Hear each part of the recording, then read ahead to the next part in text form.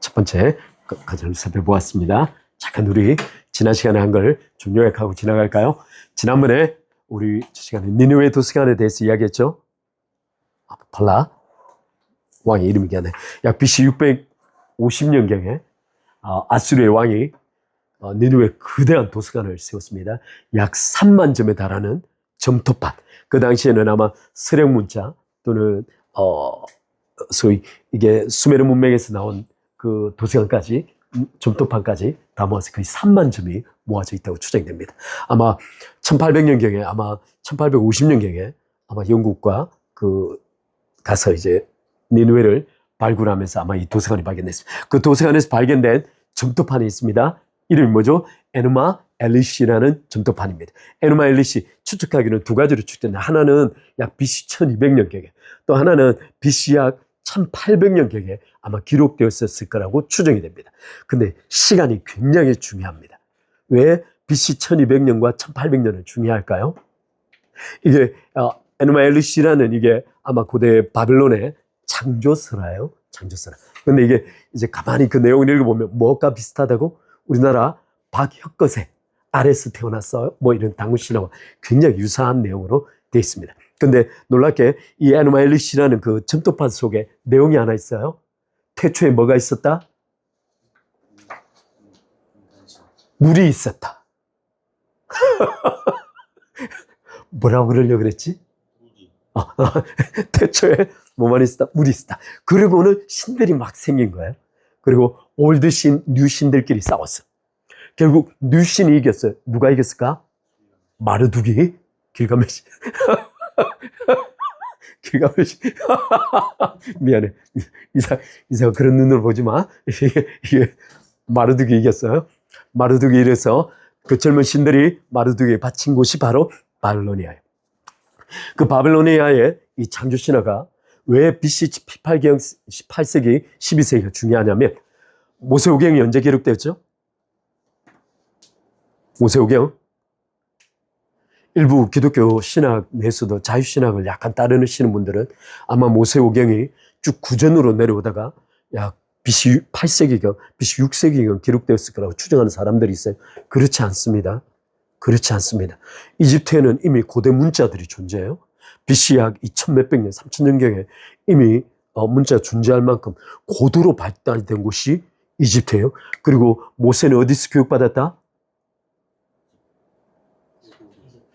이집트 왕족으로 교육을 받았어요.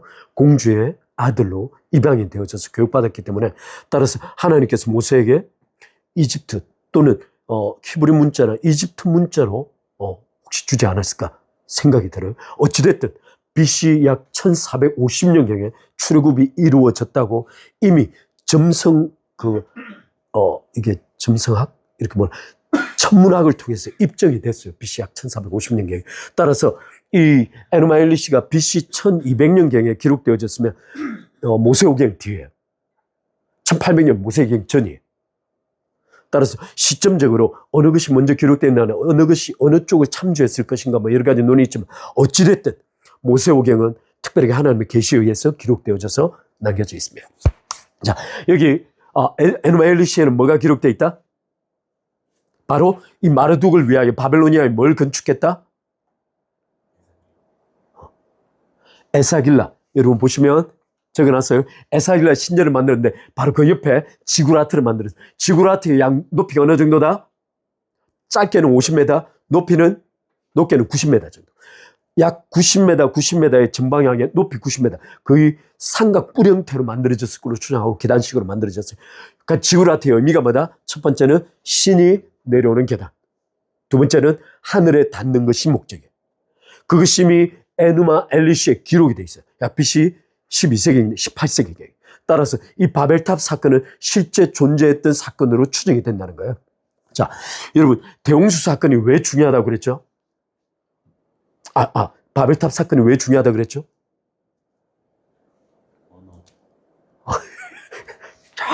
전혀 기억이 안 나죠? 자, 바벨탑 사건은 왜 중요하다고 그랬다? 내가 중요하다 그런 게 아니에요. 누가 중요하다고 하셨다? 하나님께서 직접. 하나님께서 어떤 형태로 바벨탑 사건이 너무너무 중요한 사건임을 입증해 주셨다? 11장 5절에 우리 같이 봅시다. 한번 보면서 합시다. 창세기 11장 5절에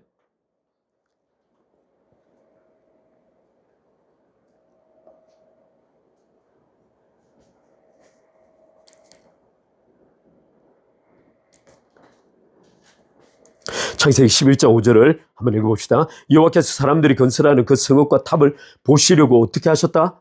직접 강림하셨다. 이 하나님께서 직접 강림한 사건이 창세기에 또 하나 있다고 그랬죠. 어디에? 창세기 18장과 19장에. 이제 기억해야 돼. 창세기 18장과 19장은 무엇이 기록되어 있죠? 소돔과 고모라를 심판하시려고 하나님께 직접 내려오셔서 아브라함과 만나셨어요. 아브라함과 만나실 때 몇 분이 오셨다?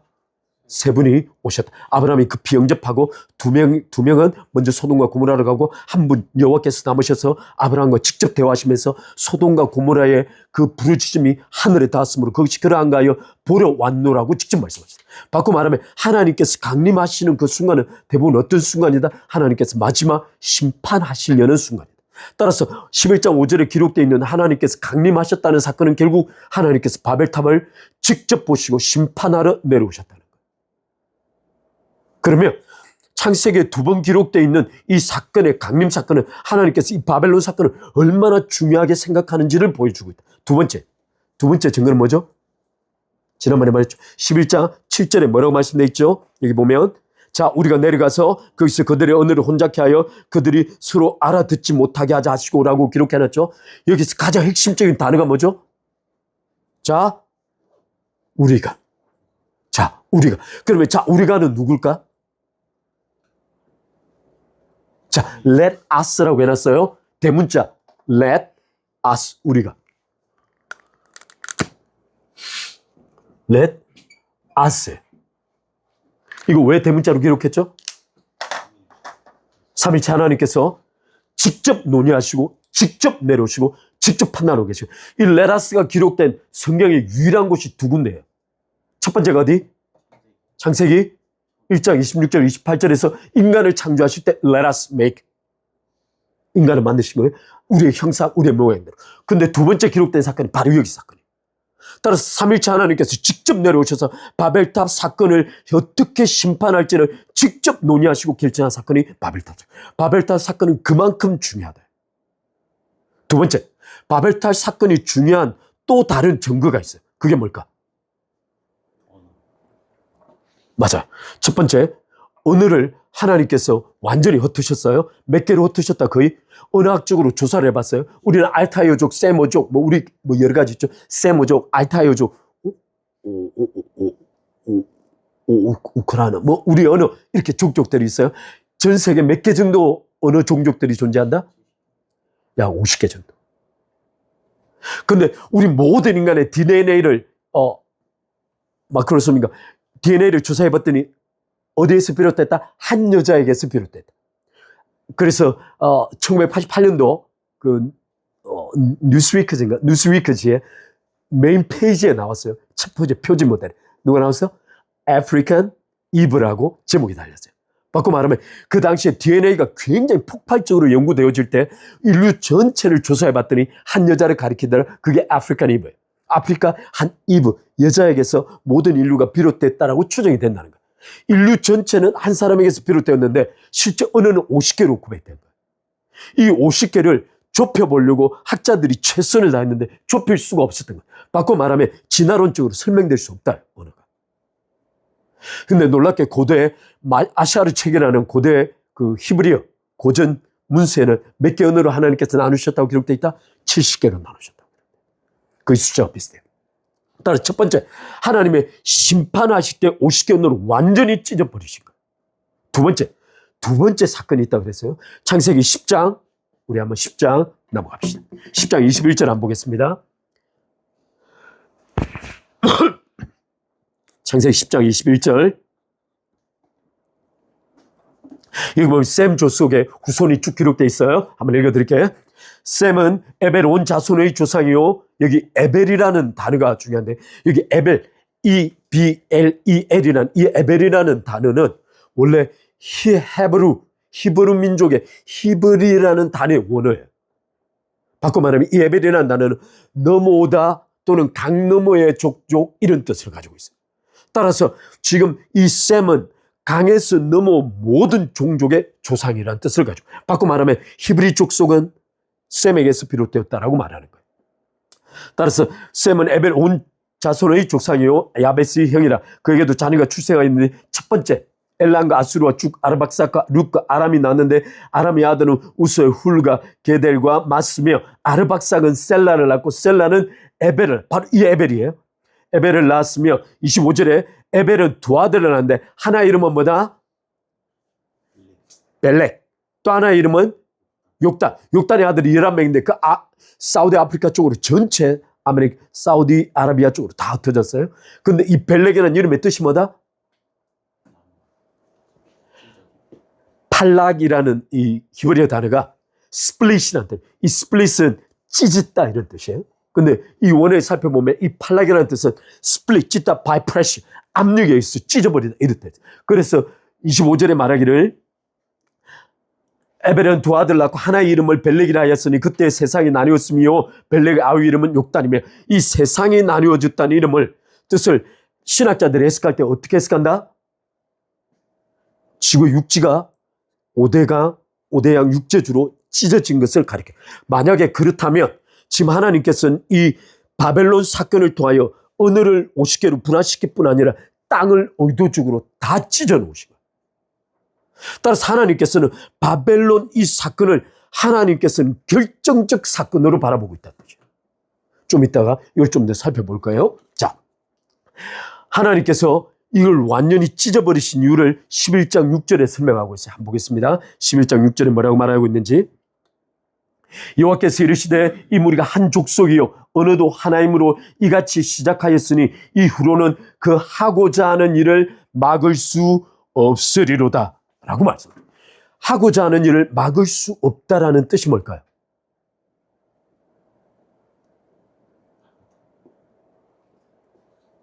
이 말을 역으로 바꾸면 하나님께서 인간을 다시 심판하지 않을 수 없게 된다는 뜻이에요. 따라서 하나님께서는 인간을 다시금 심판하는 걸 막기 위해서 땅을 찢고 언어를 찢어서 인간 전체를 흩어놓으셨어요. 다시 대홍수가 반복되지 않도록. 오늘 자, 지난 시간에 우리가 살펴본 게 있어요. 지난 시간에 하나님께서 레라스 하셨어요. 레라스 하셨어요. 근데 바벨론 니므롯과 그 사람들이 바벨탑을 쌓으면서 또다시 레라스가 벌어지는 거예요. 인생들의 레라스가 벌어지는 거예요. 크게 몇 가지? 크게 몇 가지? 세 가지. 첫 번째, 레라스. 뭐라고 그랬죠? 첫 번째 레라스는 창조. 창조. 창조. 야, 이 레라스는 이 소문자 아스잖아, 그지? 바벨탑을 쌓을 때 사람들이 모여서 한 말이야. 레라스 첫 번째는 왜 성경을 안 보지? 자, 첫 번째 레라스는 뭐지? 3절 말씀. 자, 3절 봅시다. 첫 번째. 자, 서로 말하되 뭐를 만들자? 벽돌을 만들자. 그리고는 뭐 하자? 벽돌을 구워서 만들어야 돼. 그리고 역설 바르고. 그 두 번째 말하는 게 뭐죠? 두 번째 뭐지? 성과, 시티와 타워를 만들자. 자, 이게 중요해요. 하나의 시티 속에 with 타워, 타워를 가지고 있는 성을 만들어야 돼요. 정확하게 아까 바벨론 신정과 지구라트를 만들어야 돼요. 세 번째는 뭐죠? 세 번째 또 있어. 뭐죠? 우리의 이름을 내자. 따라서 첫 번째는 벽돌을 만들어서 시티와 타워를 만들어내는데 여기 타워를 통하여 하늘에 닿자. 그 다음에 이름을 내자. 이 모든 목적이 뭐라고? 이 세 가지의 목적이 뭐라고? 흩어짐을 면하자. 흩어짐을 면하자는 게 목적. 따라서 이 세 가지를 모 목사님 말하기를 소위 바벨론 정신이라는 거예요. 다시 한번. 바벨론 정신의 핵심이다.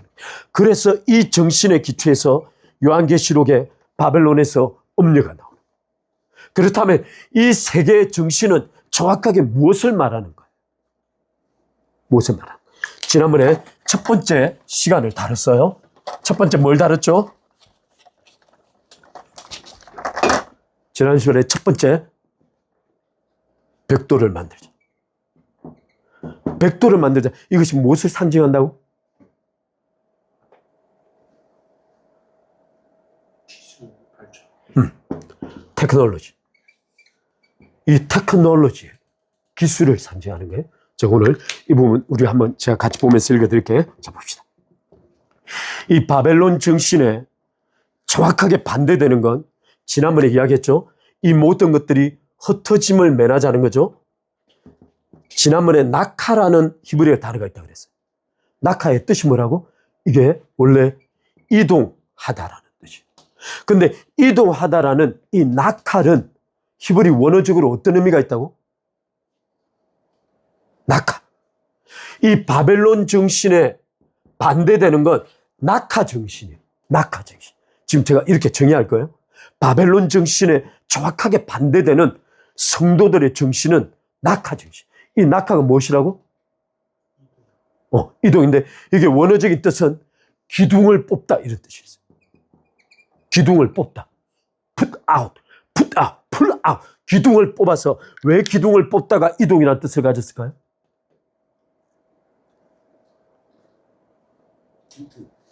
그 당시에 모두가 다 가죽옷으로 장막을 만들어서 기둥을 뽑고 옮겨 다니는 유목민적 생활을 합니다.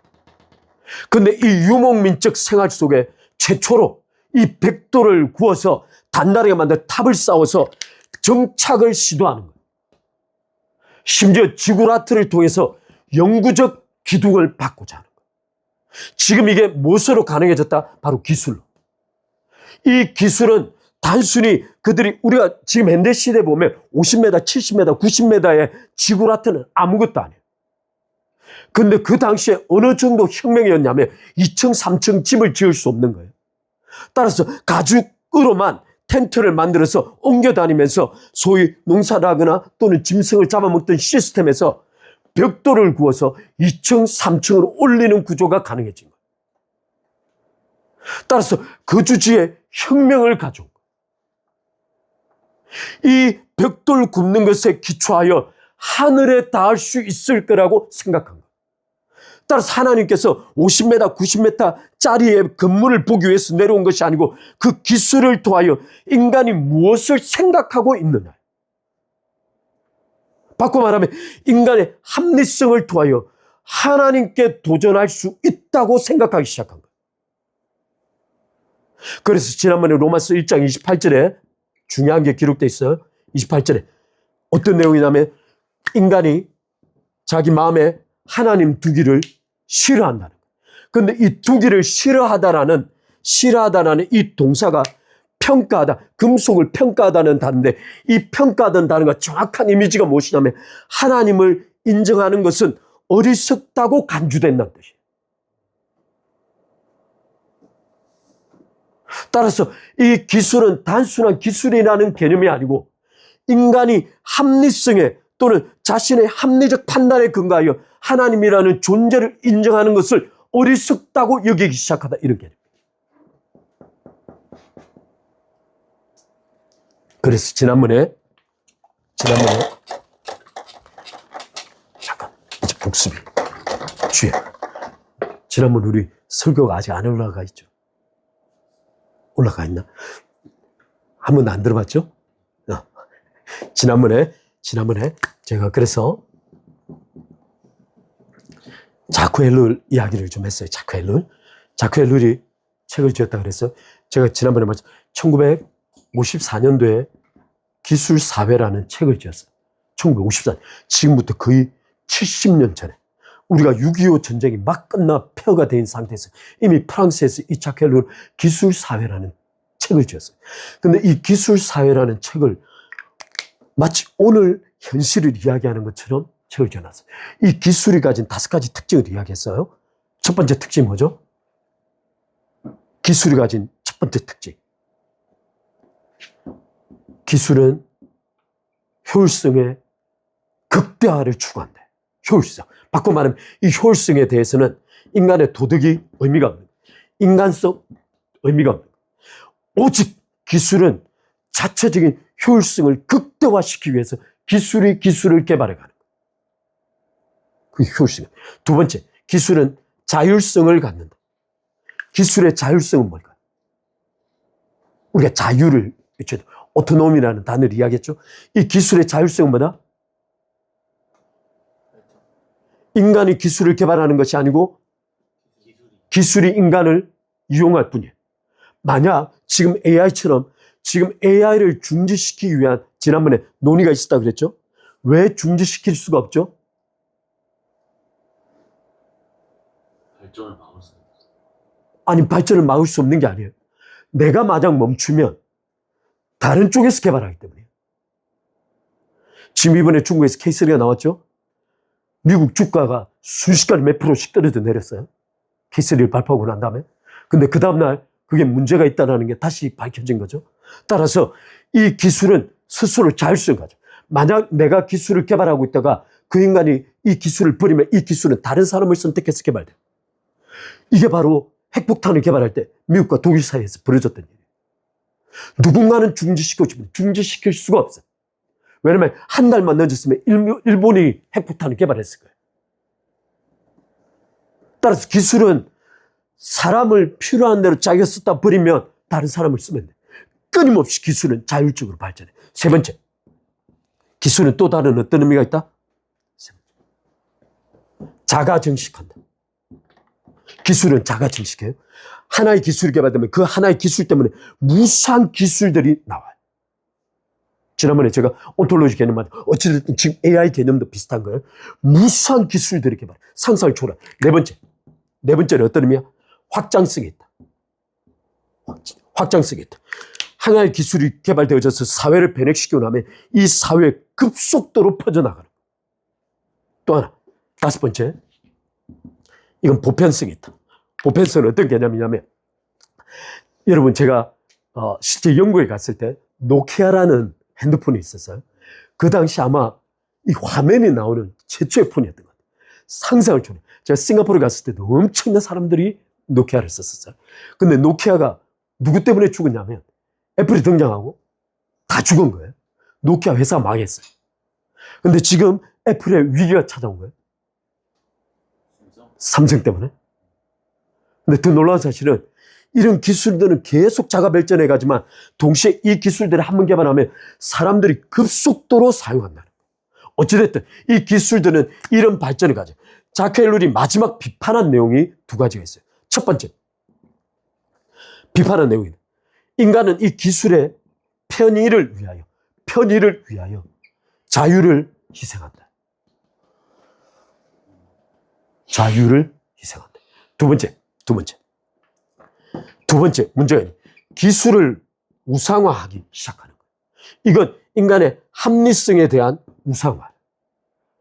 이 합리성에 대한 우상화는 아까 금방 말씀드린 결국 이 벽돌을 만드는 시스템에 의해서 탑을 만들고 이 탑을 만들어서 하나님의 뜻에 흩어져서 전 세계에 분포하라는 충만한 하나님의 뜻을 거부하는 거예요. 따라서 이 기술의 우상화는 합리성의 우상화를 통해서 결국 하나님을 반역하는 방향으로 간다는 거예요. 그래서 결국 이 바벨론이 가지고 있는, 바벨탑이 가지고 있는 이 기술의 우상화는 정확하게 아까 말씀드린 대로 정착을 통하여 하나님의 뜻을 거부하는 거예요. 그렇다면 아까 말한 낙하 정신, 성도의 정신, 이 땅을 살아가는 하나님의 백성의 정신이라는 이 낙하 정신을 정확하게 두 가지를 의미해요.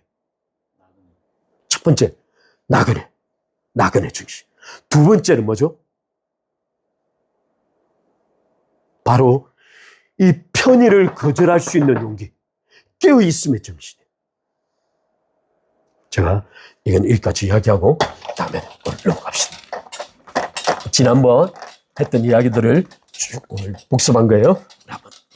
오늘 새롭게 한번 봅시다. 여러분이 종이 가지고 계시죠? 한번 보겠습니다. 오늘 그 다음 페이지 넘어가시면 그 다음 페이지 넘어가시면 살펴보겠습니다. 11장 4절, 성경 11장 4절 한번 보겠습니다. 11장 4절. 이거 좀 최대한 빨리 맞춰야 되는데, 11장 4절.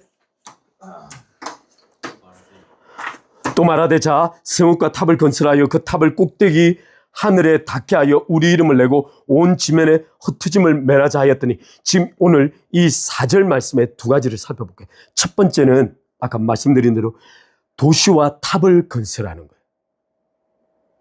가인이 하나님의 심판을 받아서 옮겨갈 때 무엇을 지었죠? 에녹 성을 지었어요. 가인이 지은 건 A city예요.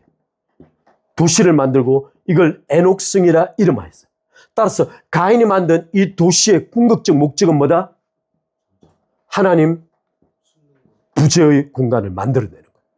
그런데 지금 이 에녹성 대신에 이 바벨탑을 만들어내는 인간은 두 가지를 동시에 만들어요. 하나는 시티와 시티 속에 타워를 지어올리는 거예요. 바꿔 말하면 하나님께서 왜 하늘에서 긴급히 내려와야 할 필요성을 느꼈냐면, 단순히 하나님의 눈을 피하기 위한 시티만을 짓는 게 아니에요. 하나님의 부재의 시공간을 건축할 뿐 아니라 타워를 통해서 직접 하늘에 올라가고자 하는 인간의 시도가 벌어져요. 지난번에 지구라트 말하는 대로 지구라트는 의미를 가진다. 어떤 의미를 가진다? 하늘에 닿게 하자. 두 번째, 신이 내려오는 곳으로 만들자는 거예요. 이 지구라트가 가진 궁극적 의미는 인간이 곧 신이라는 개념이에요. 따라서 도시 속에 타워를 만드는 인간의 근본적 의도는 인간이 곧 신이 되겠다는 거예요. 따라서 하나님의 통제를 받지 않는 인간 사회 구축이 목적이었다. 밑에 내려가 보면 하늘에 닿게 하자라는 이 단어가 좀 독특한 단어예요. 하늘에 닿게 하자. A 타워, 여기 타워가 있는데 한글 성경에 번역되기를 닿게 하자라고 번역되어 있는 이 리치라고 영어에 번역되어 있어요. 이 리치라는 닿게 하자라는 이 단어가 이탈릭체로 되어 있어요. 바꿔 말하면 히브리 원어에는 존재하지 않는다. 이 단어가 원어적으로는 어떻게 구성이 되었냐면 이렇게 있어요. 제가 미안해요. 베로시, 베로쇼, 여기 보면 바샤마임이, 이 베로쇼라는 이 단어가 탑이에요. 꼭대기. 이 바샤마임은 뭐죠? 바라는 이 단어가 인이에요. 또는 애시에요. 여기 샤마임은 헤븐스예요. 바꿔 말하면 이 하늘에 닿게 하자라는 원어적인 의미는 어떤 뜻이냐면 하늘 속에 머리를 두자예요.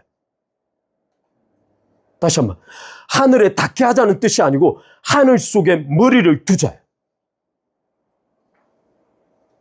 이건 정확하게 이사야서 14장을 연상시킨다는, 이사야서 14장 한번 볼까요? 이사야서 14장 13절. 이사야서 14장 13절 14절 말씀. 이사야서 14장 13절 14절은 누구 말이죠? 원래 바벨론의 왕이 하는 말이에요. 그런데 이 말을 누구로 말로 간주한다? 사탄의 말로 간주한다. 사탄이 5가지 위를 말하고 있어요.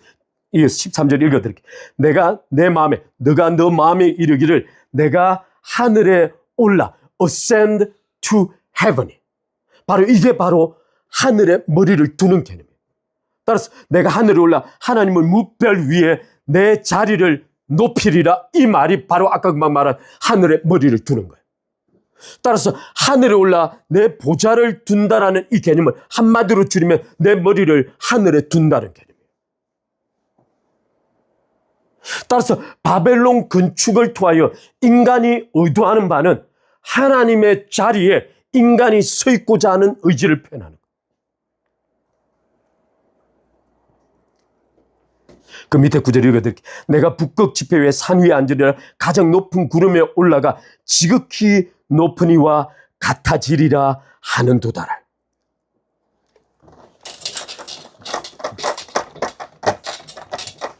따라서 바벨론 탑 건축이 가지고 있는 가장 근본적인 의미는 하나님과 적대적 관계를 형성하는 거예요. 우리 시편 한번 봅시다. 시편 1편 한번 봅시다.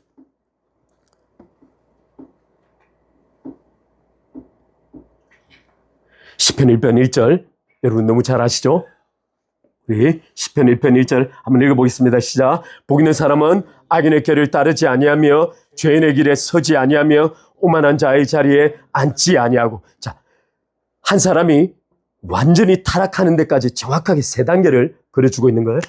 시편 1편 1절 어떻게 발전해가지고 첫 번째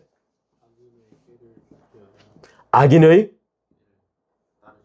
꾀를 쫓지 않은 거예요. 쫓지 아니하는 거예요. 따라서 여기에는 약간 수동적 개념이 있는 거죠. 두 번째 단계는 뭘까요? 죄인의 길에 서지 아니하고. 따라서 이 죄인의 길은 내 스스로 죄악을 적극적으로 범하는 것을 뜻해요. 단순히 악인의 꾀를 따르는 건 수동적으로 뒤따라가지만 죄인의 길에 서는 건 이미 내가 죄 안에 충분히 동참하여 내 스스로 죄를 범하는 것. 근데 세 번째 단계가 있어요. 세 번째 단계는 뭐죠? 오만한 자의 자리에 앉지 아니하며. 따라서 오만한 자의 자리에 앉는 것은 단순히 죄를 범만 뿐만 아니라 자기 스스로 삶의 주체가 돼서 적극적으로 하나님을 대적하는 걸 뜻해요. 근데 놀라운 사실은 창세기 4장에서부터 정확하게 11장까지가 이 과정을 밟아서 배내오는 거예요. 첫 번째 타락은, 인간의 타락은 누구의 유혹을 받았죠? 뱀의 유혹을 받았어요. 하나님께서 인간을 용서할 수 있는 근본적인 동기는 바로 뱀의 유혹에 의한 수동적 개념이기 때문에. 따라서 첫 번째 인간의 타락은 악인의 꾀를 쫓는 문제였어요.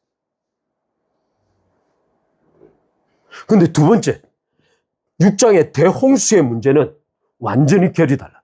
하나님께서 왜 20억이라는 인물 단 8명 제외하고 모두를 다 죽였냐면 그들 모두가 스스로 선택에 의해서 죄인의 길에 서 있기 때문이에요.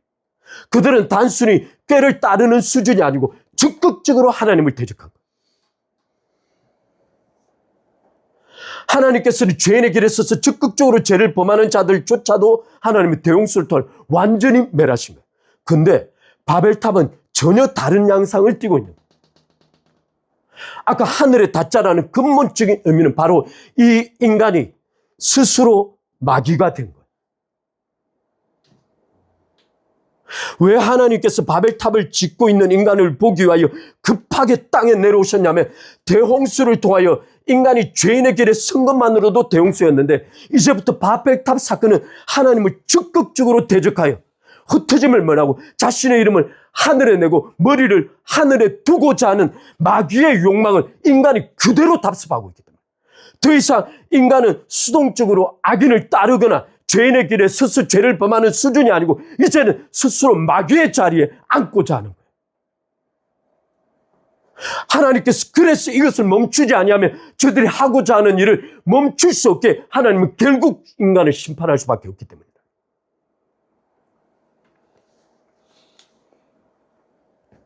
따라서 이게 창세기 4장부터 11장까지 기간이 얼마나 하면 정확하게 2000년이에요. 인류 2000년 동안 시편 1장 1절을 그대로 밟아.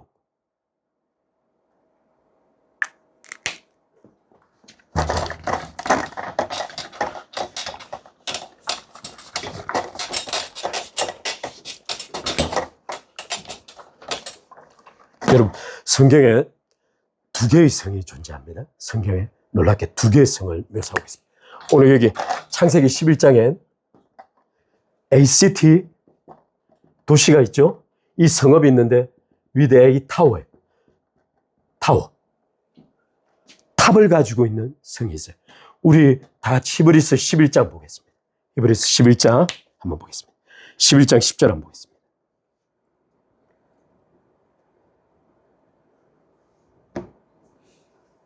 11장 10절입니다.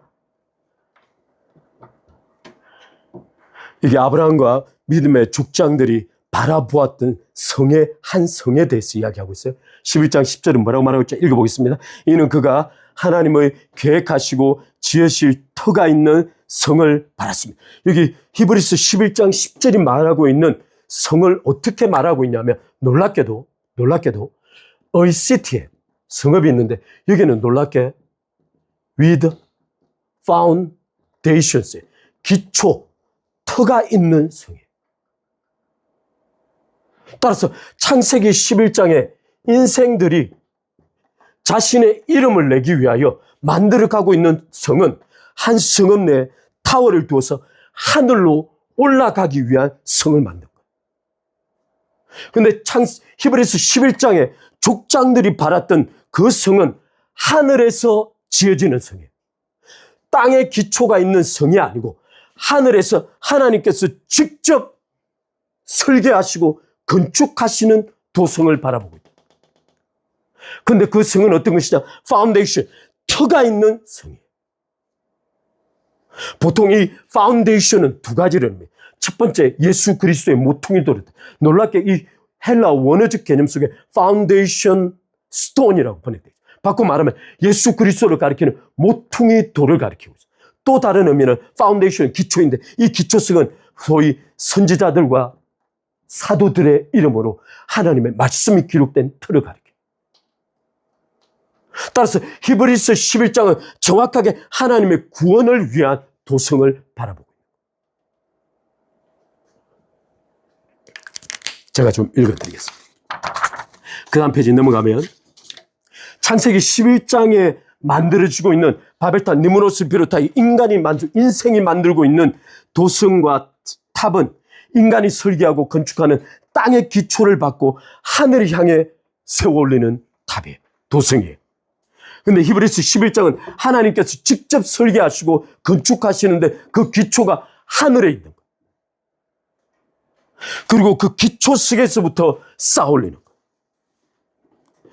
창세기 11장의 그 도성과 탑의 목적은 인간이 자신의 이름을 내고 하나님께서 말씀하신 땅에 흩어져 충만하는 명령을 거부하기 위해서 만들어지고 있는 성이에요.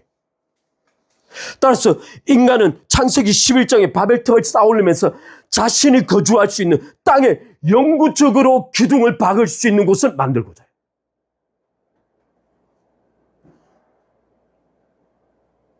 따라서 그들이 탑을 쌓아올리는 근본적인 이유는 지난번에 대홍수를 통하여 모든 문명을 하나님께서 심판하셨는데 바꿔 말하면 탑을 통하여 하나님께서 심판하실 수 없는 곳을 만들어내겠다는 거예요. 그런데 히브리서 11장의 그 도성은 하늘에 있는 도성으로 땅에서 철저하게 자신의 이름을 내려놓은 자들을 위해서 하나님께서 마련하는 성이에요. 따라서 어떤 이들은 지금 아브라함과 이삭과 야곱 그 모든 사람들은 하나님으로부터 새로운 이름을 받은 자들이 갖게 되는 하늘의 도성이에요. 심지어 그들은 이 땅에서 영구적인 정착을 철저하게 포기하고 나그네로서 이방인으로서 이 땅에 나가의 정신으로 철저하게 유목민의 삶을 살아가고자 결정한 사람들을 위해서 하나님께서 직접 하늘에서 예비한 성을 히브리서 11장의 성이라고 말합니다. 결국 하나님께서 창세기 11장에 그 인간이 지어올리는 이 모든 타워와 도성 전체를 완전히 흩어버리셨어요. 우리 히브리서 11장 16절 한번 보겠습니다. 하나님께서는 자신의 이름을 기꺼이 내려놓고 이 땅에서 나그네와 이방인으로 유목민으로서의 삶을 살아가는 당신의 백성들을 위하여 히브리서 11장 16절을 말씀하고 있는 거예요. 뭐라고 말씀? 그들이 이제는 더 나은 본향을 사모하니 이는 하늘에 있는 것이라. 이러므로 하나님이 그들의 하나님이라 일컬음 받으심을 부끄러워하지 아니하시고 그들을 위하여 하늘에서 한 성을 예비하셨느니라.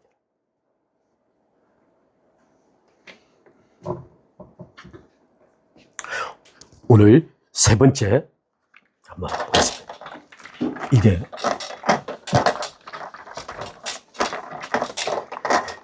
세 번째로 지난번 아까 세 번째 우리 이름을 내고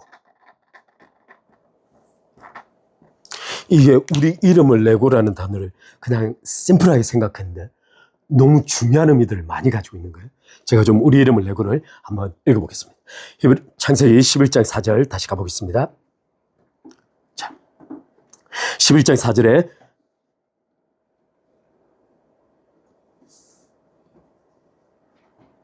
10절에서 또 말하되 성읍과 탑을 건설하여 그 탑 꼭대기를 하늘에 닿게 하여 우리 이름을 내고 온 지면에 흩어짐을 면하자 하였더니, 이게 이 이름을 내고라는 뜻은 원래 아마 그 당시 바벨탑을 짓는 대부분의 사람들은 이 대홍수가 가지고 있는 굉장히 충격적인 느낌들을 그대로 가지고 있었던 걸로 추정이 돼요.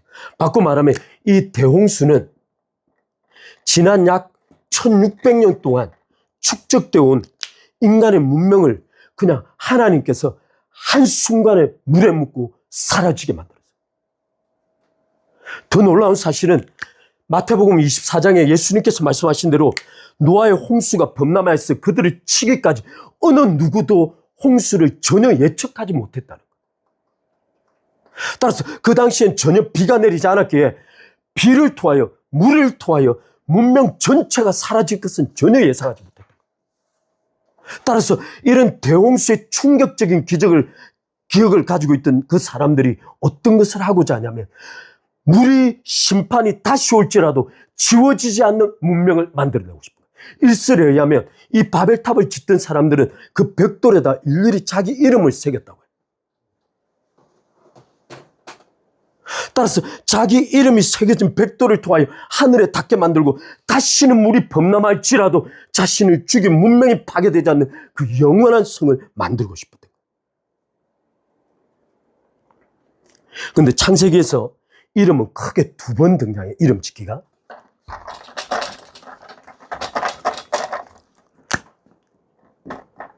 이름 짓기가 있는데, 창세기에서 이름 짓기는 어떤 의미를 가지고 있죠?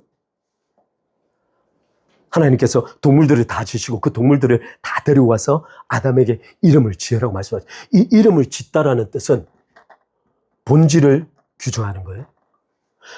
두 번째, 중요한 의미, 소속을 규정하는 거예요. 바꿔 말하면 모든 동물들의 이름을 아담이 지었다는 뜻은 동물들에 대한 통치적 소속이 아담에게 있었다는 걸 뜻해요.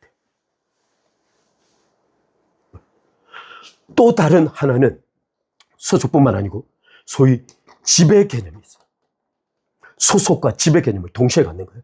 근데 성경 속에 창세기에서 하나님께서 직접 이름을 지으시는 2사건이 있어요. 첫 번째 사건은 어디죠? 창세기 1장. 하나님께서 첫째 날, 둘째 날, 셋째 날, 특히 이 셋째 날, 첫째, 둘째, 셋째 날 하시면서 모든 것에 이름을 지으세요. 첫 번째 날 뭐 지었죠? 빛을 만드시고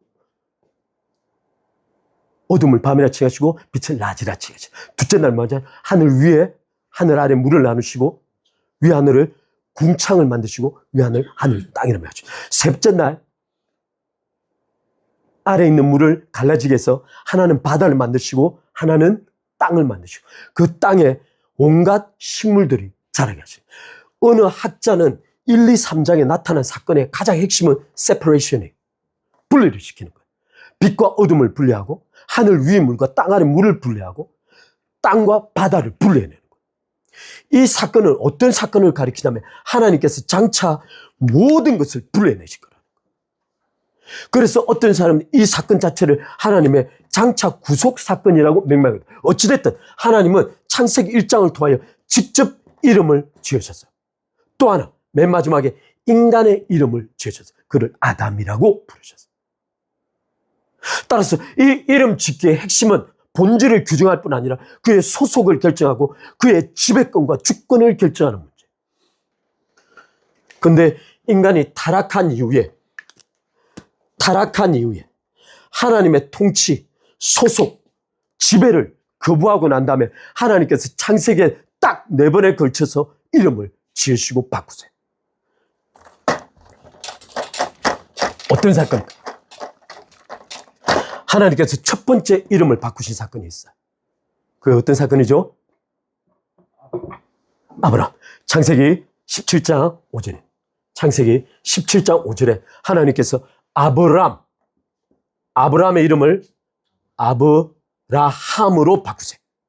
여기에 뭐가 들어가 있냐면 지난번에 제가 말한 야훼라는 단어가 뭐라고 그랬죠? 야훼라는 단어. 야훼. 이 글자가 H, 해자 발음이 나는 거예요. 따라서 이 해자 H라는 발음이 아브라함에서 아브라함을 집어넣으신 거예요. 보통 이 H라는 이 하라는 이 단어가 보통 자음 맨 끝에 붙는 경우가 많아요. 따라서 이 아브라함의 뜻은 존귀한 아버지라는 뜻이에요. 근데 이 아브라함의 뜻은 뭐죠?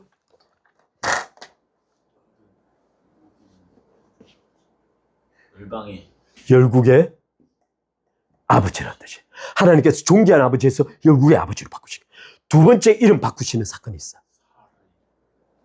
창세기 17장 여기 15절에 사레 있죠? 사레 뜻이 뭘까? 사레 여기 my princess라는 뜻이 있어요. 내 공주라는 뜻이. 사레를 그렇게 사랑해서 예쁘게 봤던 아버지가 my princess하고 이름을 지은 거예요. 사레. 근데 여기에 뭐가? 사라라고 이름을 바꿔. 이 라는 뭐가 있어요? 마지막에 해를 마지막에 붙인 거예요. 하나님의 당신의 이름 한쪽을 따서 해라고 붙인 거예요. 이 사라는 뜻이 뭐죠? 역시 아름다운 퀸이나 여왕 같은 뜻을 가지고 있어요. 근데 열국의 어머니라고 하나님께서 설명하신 거예요. 세 번째 이름을 바꾼 게 있습니다. 누굴까요? 이름을 지으시고 바꾼 게 있어요. 세 번째는 순서대로 갑시다. 17장 19절에 17장 19절 누구의 이름을 지었죠? 아직도 태어나지 아니한 이삭의 이름을 지은 거예요. 이 이삭의 이름의 뜻이 무엇이죠? 웃음. 왜 웃음이라고 지었지? 네 이름 왜 웃음이라고 지었지?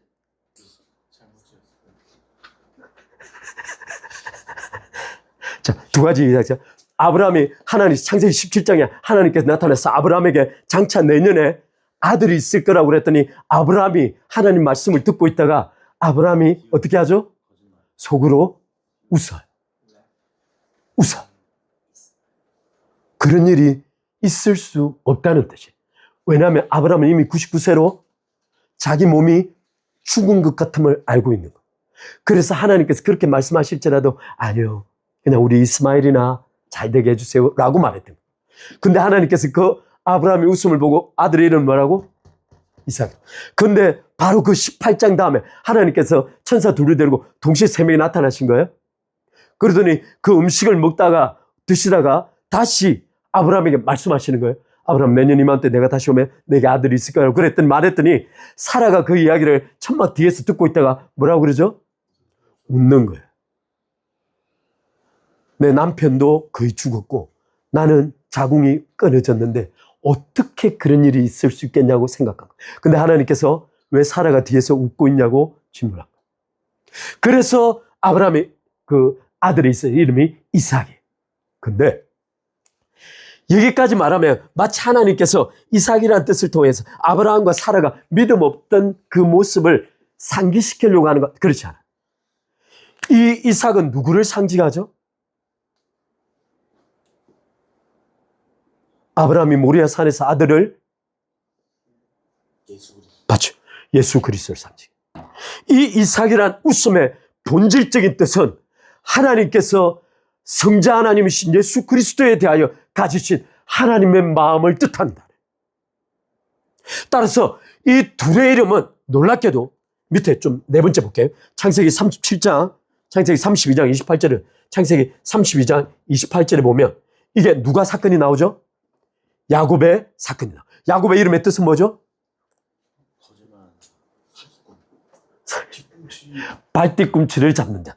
발뒤꿈치는 누구의 발뒤꿈치? 에서의 발뒤꿈치. 근데 이 이름을 어떻게 바꾸죠? 어디서? 야복강가에서.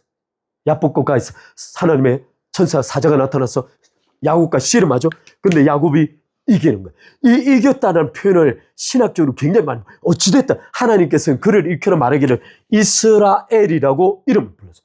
이 이름의 정확한 뜻은 하나님과 겨루어 이겼다는 뜻이에요. 근데 하나님께서 그 천사가 마지막에 이 한돛배를 쳐서 한돛배 이게 끊어지면서 평생 야곱은 절매 살아요. 이렇게 한번 기억해 봅시다. 하나님께서는 이 네 사람의 이름을 의도적으로 바꾸거나 새로 만드셨어요. 그러면 하나님의 이름 짓기에는 특징이 있어요. 첫 번째가 무슨 특징이죠? 기존의 이름 속에 하나님께서 자신의 이름을 집어넣으시는 거예요. 이 엘이란 엘이 하나님이란 뜻이에요. 따라서 하나님께서는 이 이름들 속에 자신의 이름을 집어넣으시는 거예요. 바꿔 말하면 자신의 이름을 지어넣다 곧 당신의 생명을 집어넣는 거예요. 첫 번째. 두 번째는 이들로 하여금 자신의 이름을 끊임없이 부를 수 있게 만드는 거예요. 바꿔 말하면 그들은 자신과 상대방의 이름을 부를 때마다 끊임없는 믿음의 고백이 되게 만드는 거예요. 하나님의 약속과 언약을 끊임없이 상기시키는 거예요. 자기 남편에게, 아내에게, 아들에게 또는 자신의 이름에 대하여 끊임없이 하나님의 언약을 상기시키는 것이 목적이에요.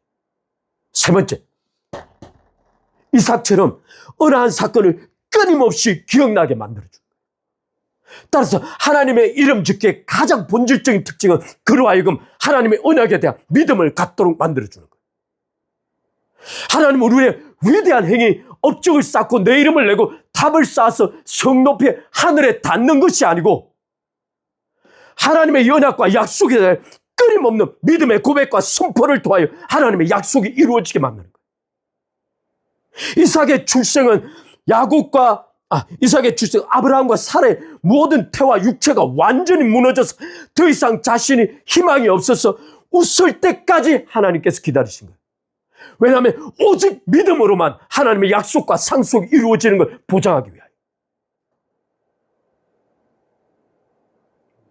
따라서 이들의 모든 특징은 자신들의 이름을 철저하게 땅에 묻고 하나님이 주신 이름을 따라 살아간 사람이에요. 바꿔 말하면 하나님 창세기 12장에 내가 너의 이름을 장대케 하리라는 게 바로 아브라함이에요. 따라서 이 모든 족장들의 이름은 하나님께서 직접 나그네처럼 이방인처럼 이 땅 가운데 낙하 유목민의 삶을 살아가고 있는 그들의 이름을 하나님께서 직접 바꾸시고 끌어들여서 장대케 하신 거예요. 따라서 이 인간의 이름 짓기는 자신의 이름을 철저하게 내서 하나님과 같아지고자 하는 노력이지만 그들은 철저하게 십박받아 땅 전체로 흩어진 거예요.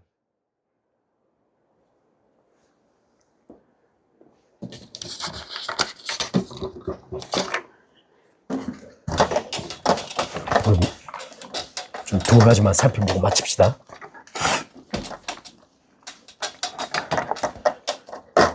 여러분, 하나님께서 인간을 남자와 여자로 창조했죠. 남자의 이름은 뭐죠?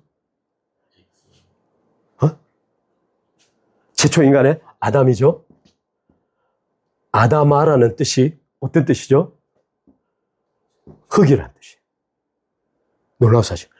남자와 여자를 만났는데 이 여자를 만날 때 이름이 하와예요. 이 하와라는 뜻은 산자의 어머니라는 뜻이에요. 동시에 여기 생명이라는 의미를 가지고 있어요. 따라서 인간은 어떤 존재냐면 흙 위에 생명이 더딥혀진 존재. 흙 위에 생명이 더딥혀진 존재. 그래서 하나님께서 인간을 만드시고 흙에 생기를 부르시고 난 다음에 말씀하시기를 그들을 뭐라고 불렀다? 살아있는 혼이라고 불렀다. 이게 뭐냐면 지난번에 이야기했죠? 네페시 하야예요. 하야. 근데 이 인간이 타락해서 무엇을 상실한다? 하나님의 생명을 상실한 거예요. 그들이 남은 건 네페시예요. 이 네페시를 사용한 이름이 뭐다? 짐승을 부를 때 네페시라고 불렀어요. 따라서 인간이 하나님의 생명을 상실하는 순간 짐승과 동물로 간주되는 거예요. 따라서 이 네펫이 짐승으로 전락한 인간은 반드시 어디로 달려간다? 마사르, 육체됨으로 달려간다. 따라서 이건 필연적 과정인 거죠. 지난번에 말했죠. 타락한 인간의 운명적 필연성이 달려가는 거예요. 따라서 하나님의 형상을 가진 인간은 하나님께서 당신의 생명을 그 형상 속에 넣어주지 않으면 이 형상은 그냥 껍데기로 전락해버려요. 그래서 하나님께서 말씀하시기를 타락한 인간을 일컬어서 하나님의 형상이라고 부르기보다 사람의 형상, 사람의 모양으로 부르시는 거예요.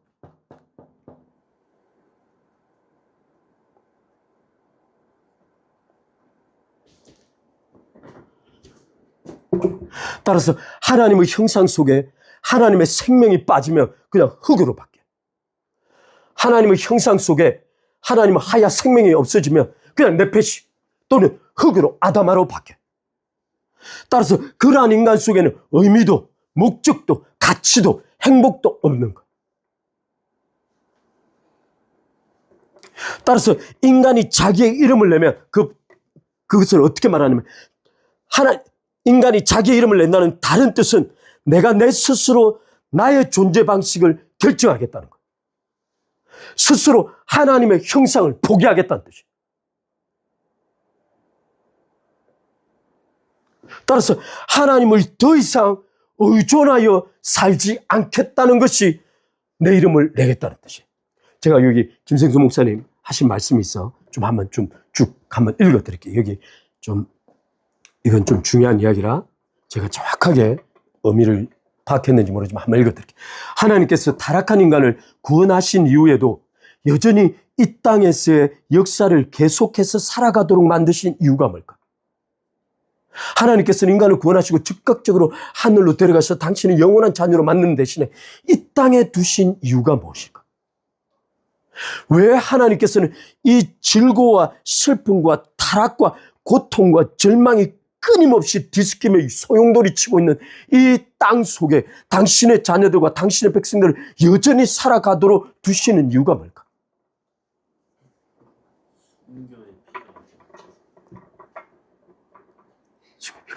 할렐루야. 개인에게는 어떤 의미를 가질까? 왜 이 사기는 여기에 존재할까? 왜 순원은 예수 그리스도를 믿고 고백했는데 여전히 하나님께서 이 땅에서의 삶을 살아가야 한다고 하나님께서 말씀하고 계실까?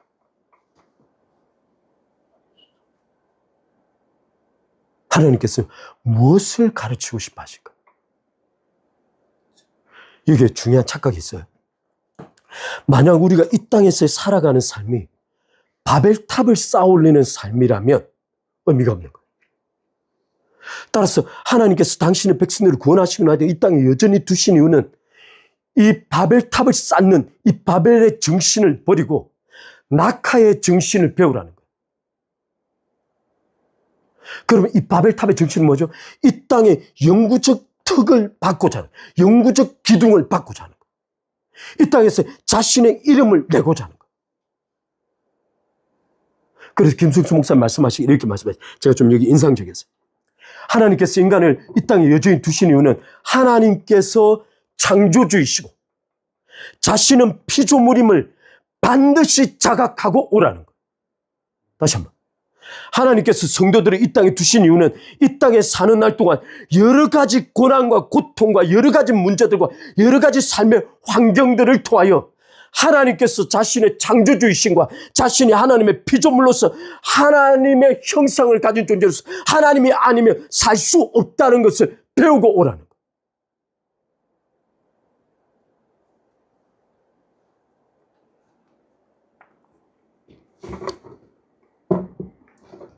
우리 맨 마지막으로 이거 하면서 우리 빌립보서 2장 9절 10절 한번 보고 마치겠습니다. 신약성경 빌립보서 2장 9절 10절입니다.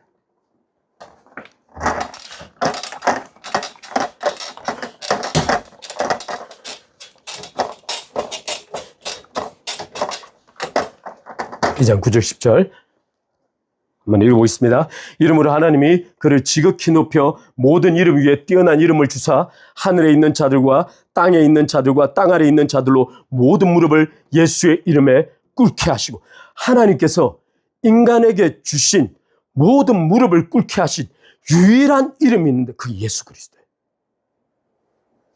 그렇다면 여기 질문이 있어요. 하나님께서 왜 그러한 이름을 예수 그리스도께 주셨을까?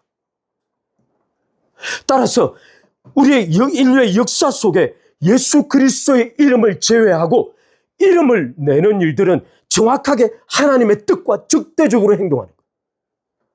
하나님께서는 모든 인류와 모든 존재들과 모든 이름이 예수 그리스도의 이름 앞에 무릎 꿇게 만드시고, 바꿔 말하면 오직 예수 그리스도의 이름을 하나님께서 영화롭고 극대화시키는 것이 하나님의 뜻이에요. 왜 하나님께서는 예수 그리스도의 이름을 모든 이름 위에 뛰어난 이름으로 만드셨을까? 예수 그리스도 이름만이 하나님과 관계를 회복시킬 수 있기 때문에. 좋아요. 자, 우리 빌립보서 2장 10절 한번 봅시다. 2장 10절. 아까 제가 읽은 대로 다시 한번. 하늘에 있는 자들과 땅에 있는 자들과 땅 아래에 있는 모든 자들로 모든 무릎을 예수의 이름에 꿇게 하셨어요. 하나님께서는 첫 번째, 예수님의 이름 앞에 모든 무릎. 여기는 예외가 있을 수 없어요. 예외가 있을 수 없어요. 소위 존재하는 모든 존재는 예수 그리스도 앞에 무릎 꿇게 하셨어요. 그렇다면 하나님께서는 왜 예수 그리스도의 이름을 가장 뛰어난 이름으로 만드셨어야 했는가? 바로 그죠. 에베소서 1장 10절 한번 보겠습니다. 에베소서 1장 10절이에요.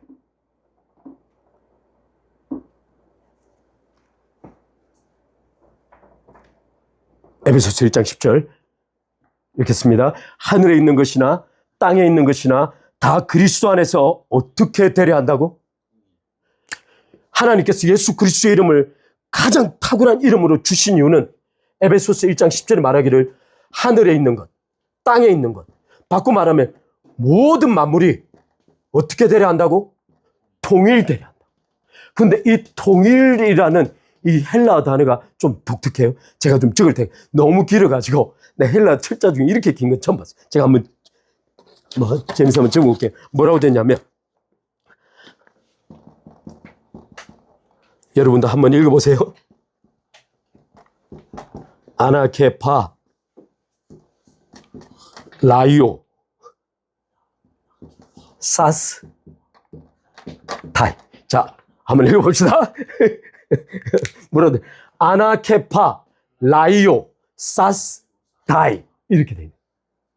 근데 이 통일시키다 아나케파 라이오 사스 타이라는 이 단어가 가진 가장 정확한 의미는 어떤 뜻이냐면, 철저하게 분리되어 있는 객체들을 하나의 통일된 머리를 중심으로 질서 있게 구조되게 만드는 거예요. 놀라운 이 통일이라는 단서는 단순히 하늘에 있는 것 땅에 합쳐서 하나를 만드는 시스템이 아니고, 분리되어 있는 타락을 통하여 철저하게 깨어져 있고 분리되어 있고 각각 존재하고 있는 모든 존재를 끌어다가 하나의 머리 아래 질서 있게 구조를 갖추다, 이런 뜻이에요. 따라서 하나님께서 예수 그리스도의 이름을 극단적으로 높이고 유일한 이름으로 높이신 이유는 모든 만물, 흩어져 있고 타락을 통하여 철저하게 각각 나누어져 있는 모든 만물들을 예수 그리스도를 머리로 질서 있게 다시 재편해내는 거예요.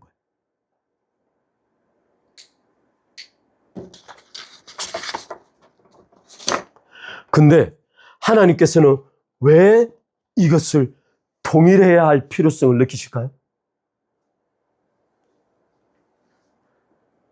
지금 좀 약간 중요한 이야기인데, 예수 그리스도의 이름을 높이신 이유는 만물을 통일돼서 그리스도의 머리 앞에 다시 질서 갖추기 위함이에요.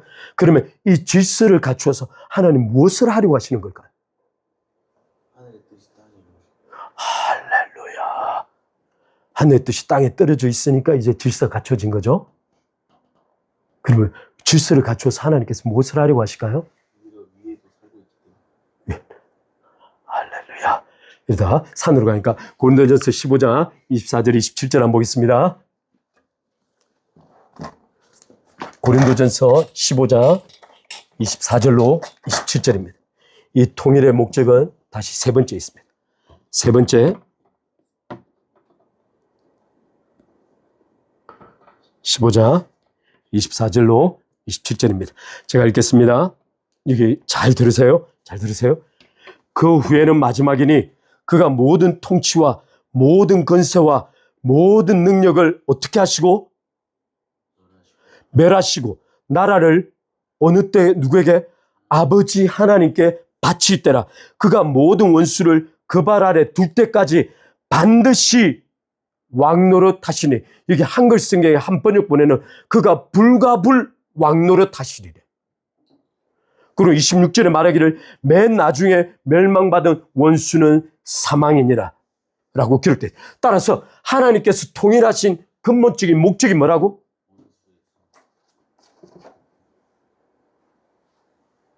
목적이 뭐라고? 왕노릇. 자, 이게 목적은 고린도전서 15장 24절로 27절에 이렇게 통일시키는 근본적인 목적은 하나님의 통일에 그리스도의 이름에 대적하는 모든 대적을 멸하기 위해 24절에 말하기를 모든 것과 권세와 24절에 뭐가 있죠? 모든 권세와 모든 통치와 모든 능력을 멸하시기 위해 바로 여기에 말하고 있는 모든 권세, 모든 통치, 모든 능력은 누구를 뜻하냐면 정확하게 바벨탑을 쌓고 있는 사람들을 지칭합니다. 따라서 이 바벨탑을 쌓아서 하늘에 닿게 만드는 것과 내 이름을 그 바벨탑 위에 새기고자 하는 모든 자들은 예수 그리스도의 이름에 꿇지 않는 자들. 하나님께서 그리스도께서는 예수 그리스도로 말미암아 만물을 통일하시면서 그와 적대적인 하나님의 모든 원수를 멸하고자 하십니다. 따라서 이 멸망받은 모든 존재가 가는 곳이 바로 지옥이에요. 따라서 예수 그리스도의 이름을 높여서 하나님께 사시는 일은 정확하게 하나님의 권세를 인정하는 존재들과 하나님의 권세를 인정하지 않는 존재들을 양분시키는 거예요. 그래서 아까 창세기 1장에서 3장까지 1장 첫째 날, 둘째 날, 셋째 날 철저하게 하나님은 세퍼레이션, 분리시켜가면서 일하시는 거예요. 따라서 하나님의 권세와 예수 그리스도의 이름을 인정하지 않는 모든 자를 멸망시키기 위하여 예수 그리스도를 불가불 왕노릇 하시는 거예요. 바꿔 말하면 그리스도는 성자 하나님께서 인간을 위하여 직접 인간이 되시고 십자가에 못 박아 죽으시고 하늘을 오르사 하나님께서 직접 보좌 우편에 앉아서 왕노릇 해주시는 이유가 무엇이냐면 바로 원수를 멸하기 위함.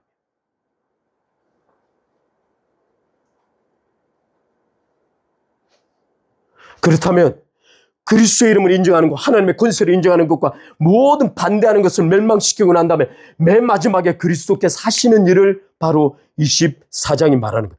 그 후에는 마지막에는 그가 모든 통치와 모든 권세, 모든 능력을 다 반대하는 자를 멸하시고 나라를 하나님 아버지께 바치는 거예요. 따라서 만물을 통일시키신 그리스도께서 모든 원수를 멸하시고 이 통일된 모든 만물을 하나님 아버지께 바쳐드리는 거예요. 근데 28절은 이렇게 말하고 있어요. 28절은 만물을 그에게 복종하게 하실 때는 아들 자신도 그때 만물을 자기에게 복종하신 이에게 복종하게. 바꿔 말하면 그리스도는 만물의 머리로서 당신이 하나님이심에도 불구하고 하나님 아버지께 자신과 더불어 모든 것을 아버지께 바치는 거예요.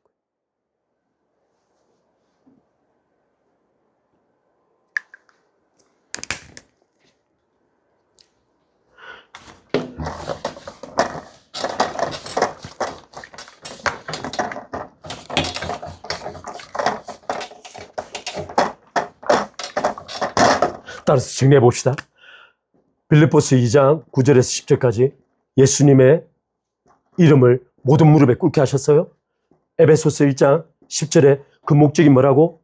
만물을 통일시키는 거예요. 고린도전서 15장 24절로 27절까지 이 통일시키고 난 다음에 또 한쪽 측면에서는 적대자를 멸하시는 거예요. 그러면 맨 마지막에 고린도전서 15장 24절에 이 모든 목적이 뭐다? 모든 것을 하나님 아버지께 바치기 위해.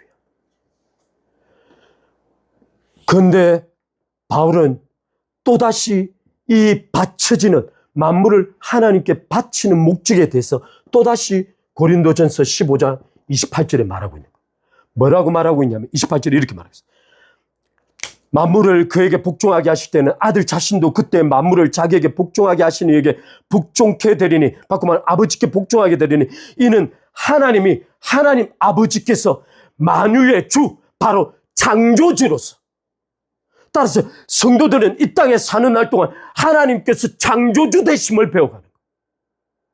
바로 이 땅에 배우는 그 모습, 그 창조주 되심 자체가 장차 하나님께서 모든 만유의 주로서 만유 안에 직접 계시려 함이니라. 따라서 이 모든 목적은 하나님 아버지께서 만유 안에 직접 계시기 위함이라. 바꿔 말하면 바로 하나님의 형상 속에 우리의 생명이 되어주시기 위함이라. 이것이 어느 때 묘사되어 있나? 바로 창세기 2장에 하나님께서 생명나무를 주신 목적이 바로 이거였어요. 따라서 성경은 창세기 1장에서 요한계시록 맨 마지막을 거쳐서 창세기 2장에 하나님께서 작정하신 그 작정을 인간의 타락에도 불구하고 하나님은 끝까지 성취해 가신다.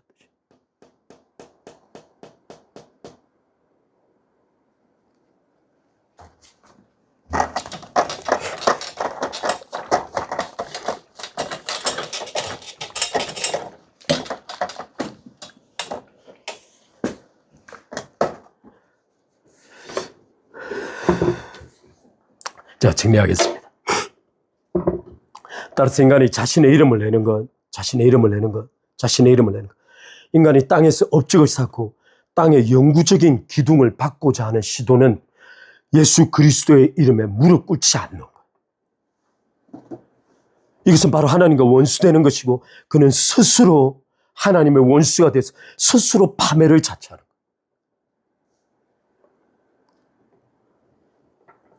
따라서 우리의 삶은 아브라함, 이삭, 야곱, 사레, 그 모든 것들이 보여주었던 것처럼 하나님께서 우리의 이름을 창대케 하시는 삶을 살아가는 거예요. 그 삶의 궁극적인 정신이 뭐다? 낙하정신, 나그네와 이방인으로서의 살아가는 삶, 또 더 나아가서 깨어있는 삶. 우리 같이 기도하겠습니다.